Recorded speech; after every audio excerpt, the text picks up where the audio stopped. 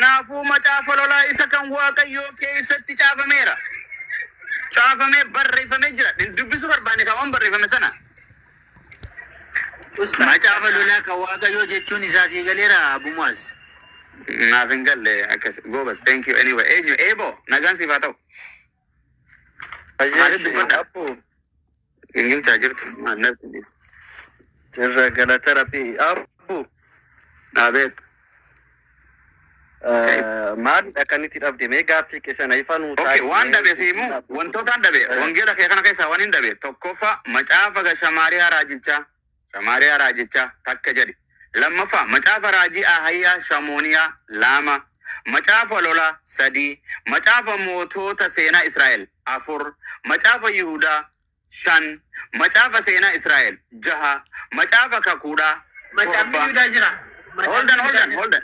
Nagarsiif taayee macaafa mul'ata Edoon raajichaa 8, macaafa gartee Yaashaar 9, macaafa Naataan raajichaa 10, macaafa raajii Ahayyaa gartee 11, mul'ata Edoon ilaalcha raajichaa 12, macaafa gartee Yeehuu ilma Naani 13, Isaayyaas raajichaa ilmi gartee Amoos seenaa isaa ammas kunis gartee afurma maali mul'ata Isaayyaas raajichaa ilma Amoos jedha kunis ajaa'iba.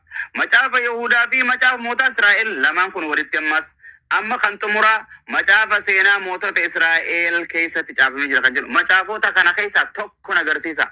Tokko maali kitaaba Yesuusan jedhus dhabde takka akkas taanaan immoo kan koo maatisii keessatti baay'ee barbaaduudha. Sansiin jenne amma macaafotaan si dubbise kun macaafota kan kee keessa jira moo jiru macaafa kana keessa? Ilkaama kitaaba jira moo jiru yaa jara keenya yaa maatii Waaqayyoo. Allah kamtaana. Abumaas. Alle barataan mana kana keessa barataan irra gartee amoon dhufee hin jiru ifti haala isuma jedhan. Yoo jiraate kun hin jira barsiisaan harki jechuudha. Waan isin gaafate macaafotaan dubbise kun dhugumaan jira moo jiru macaafa keessan kanarra? Nuti akka amantii keenyaatti kana macaafotatti tarreessitu kana hin beeknu isin gaafanne akka amantii keessanii. Akka macaafa keenyaatti hin jirus barbaachas hin barbaadnu nuun fayyadus. Eessa keessaa geessitan? Nuun fayyadus hin barbaadnu jedhama amma. Eenyutu isin fayyadu jedhe? Eenyutu isin fayyadu jedhe? Waaqayyootu jedhe? Maaf nutti meeqanii fayyadna? Achi keessa dhaqaa dubbisaa maaliif nuun jedha Waaqayyoo? Additional information yoo barbaadde immoo dubbifachuu dandeessan. Additional buustee search goote. Additional hin jenne maaliif Waaqayyoon gartee achi keessatti isin caafamee jira dubbisaa nuun jedha? Kun ko barra sagaleen Waaqayyoo gaafa barreeffamus fakkeenyaaf raajotatu barreessa yoo ta'e raajonni wantoota achi keessatti fayyadamanii barreessan wanni dhaggeeffadha akkana jedha waan kana si dubbisee hin cufaa. 9 seenaa lammaffaa akkana jedha dhaggeeffadha. Uumaana guraan dhaggeeffadha warra hordoftanis akkana jedha. Wanti Salamoon mootichi bara mootummaa isaa keessa hojjete hundi inni hafe jalqabaan qadumaatti dhaggeeffadha. Waan inni hojjete hundi jalqabaa hamma dhumaatti macaafa Naataan raajichi caafe keessatti hin argamaa jedhaati. Eessa jirame? Eessatti hin dubbise? Macaafa Naataan raajichaa. Search godhi ka maali addunyaa. Google keessa asirra hin jiruumi? Google irra search godhi isa yoo barbaadde. Hin jiruumi asirra? Inni kun nun fayyadum seenaan Salamoon ko barreeffamuun isaa jira. Waan kan dhaggeeffadha jedhan dubbii isinii galaa jira. Abumaas nu dhaggeeffadhu dabaree nu kenni qoy Abumaas. Dabaree miti bare inni jira qoy amma qoy ka ati dhaggeeffadhu ka. Fakkeenyaaf amma seenaan Salamoon nuun waan nu fayyadun qabu seenaan Salamoon nam tokko sin fayyadin nu fayyada waan nu fayyadne wangeelii maaliif nutti hima seenaan isaa achi keessa caafamee jira achi dhaqa dubbifadha maaliif nu jedha.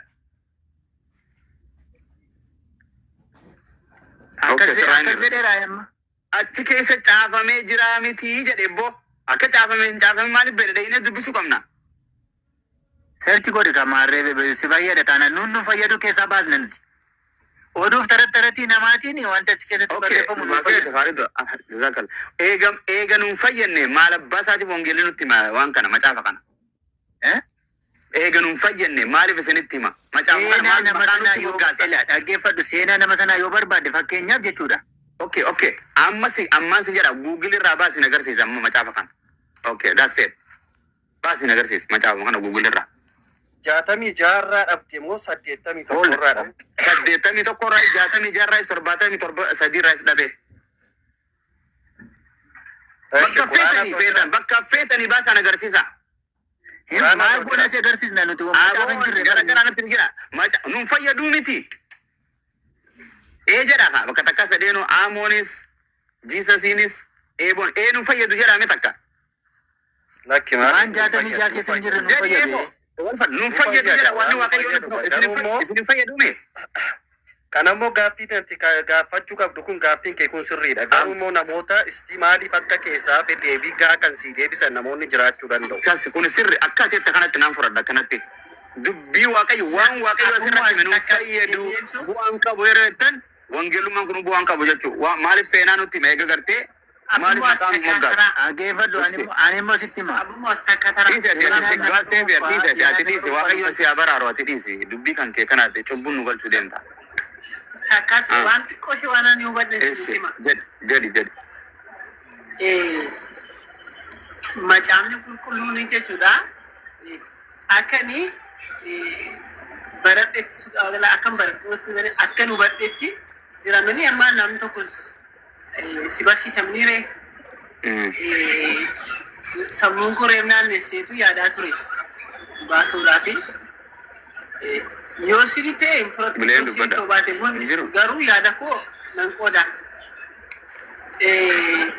Macaafni qulqulluun safartuu qaba. Macaafni qulqulluun safartuu qaba. Safartuu sana keessa yoo darbe dhugaa ta'uusaa yoo mirkanaa'e hin fudhatama. Hin fudhatamaa jechuudha. Safartuu sana keessaan ilaalamee yoo inni soba qabaate safartuun sun immoo mala dubbii waaqayyoodha. Dubbii waaqayyoon madaalamee dubbii waaqayyoo sana keessatti ilaalamee hin fayyada yoo ta'e safartuu sana keessa hin darba yoo ta'e macaafatti dabalama. Macaafoonni jiran kun jechuudha. Yoo safarticha keessa hin dabarre ta'e garuu maal ta'a? Inni qaban fayyadu jechuudha. Akkasumatti waan ta'a. Dubbisuu hin dandeessaa. Argannaan dubbisuu hin dandeessaa. Eessa hin argadda?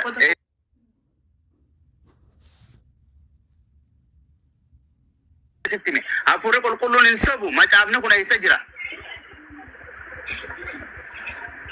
Macaafni kun yaa inni jiru ani hin dubbisne wanta hin dubbisne. Kanaafuu waan hin jirru macaafni guutuudha nuun hin jedhinaa kaa. Macaafota dila kana keessa hin jirre.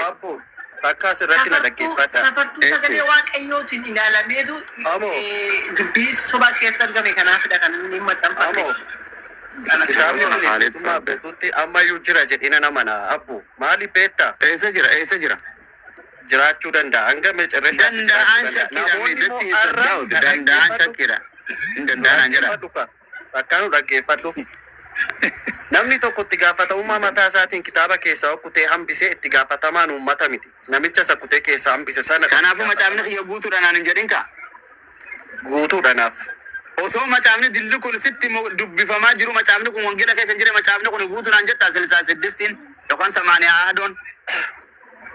Anaaf guutuudha lafatti. Akkami guutu? Okay. Macaafni kun keessa jiru akkami guutuudhaan akkami guutu ta'a? Tarii anaaf si'arra kitaaba sana bira hin geenye ta'uu danda'a. Okay, ani garuu miti. Macaafonni kun okay, amma kana sin jedha.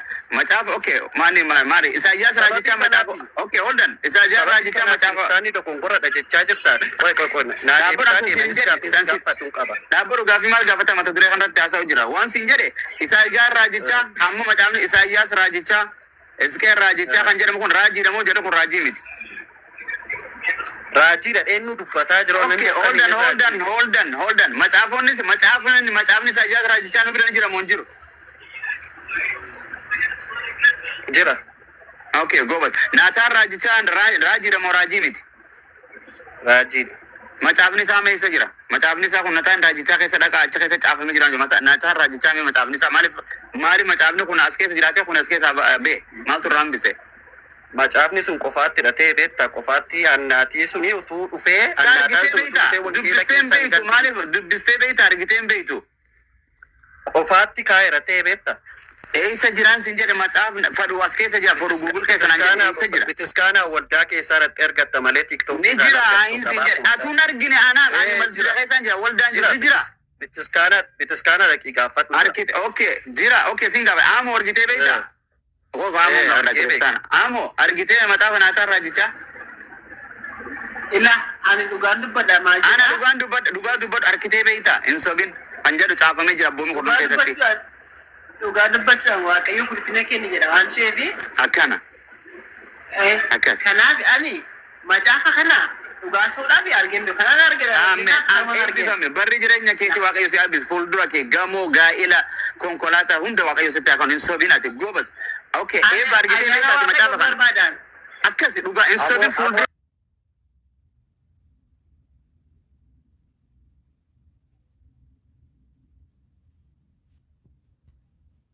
Jesus said, "Well done, Nijira." Macamno kon macamni joko well done Nijira jada. Ayel injiru wana kasi wan soban dubban. Dum akana soba. Is in subde jadi akan kami pada sakekan. Abu Mas. Ai she.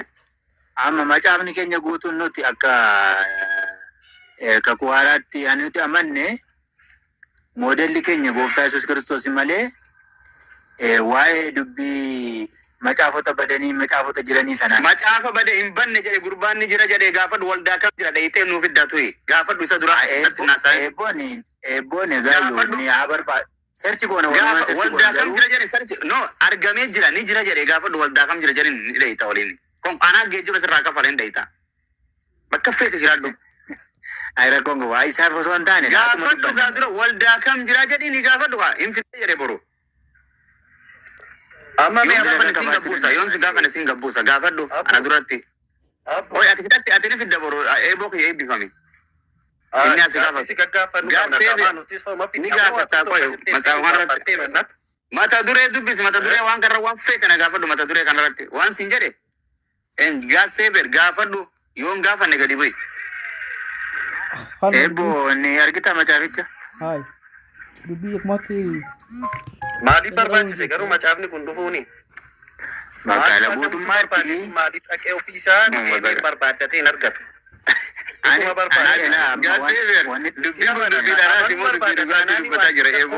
warqiin iyyuu barbaacha baay'eetiin ba'a ani waan hin jirre jiraan jedhu baay'ee waan hin jirre hin jiru ni jiraan nama waaqayyo hin jira jedhe dubbisuun feetu arguun feetu macaafa kana dheeyitee waldaa sana fiduun dandeessu Mufa bedonni bakka bora silent ila fudate nurra argu barbaada gaaffii keetii fana argaani to asirra ani sila as keessatti argu barbaade wa as keessa baaftanii jirtu mee bakka nu garsiiftee dubbistee fuula meeqa waan seenaa kana hundarraa dubbisa boru nu fidda eebbifame gaaffiin kee maali akkasta naan isa kitaaba qulqulluu biraan qaba mitanis isuma siin qabda ni qaba macaafa hin fidda macaafa kana hin fidda naan jenne ni jira walda jira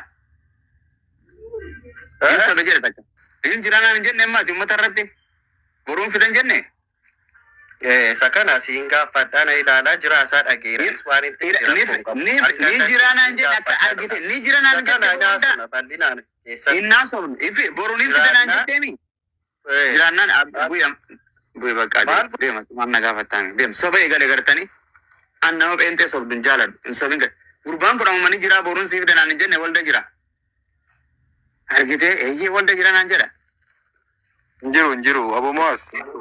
Media jirtu? Injiru. Ufiti hu macaafan beeku waan akkana waliin naasayna. Kasi argite dhugaa keeti boota. Jechuun waan injiru. Waan hin jirre akkamitti hin jira jedha. Kiristaanni jira fa'aa osoo isinuun akkina akkamitti hin jira isin jira. Waliin gargaara hin jiru hin sobdee jedhaan waan hin jirre nutti hin lallabinaa jedhana. Hin sobe haa saa dhugaadha. Oh my goodness.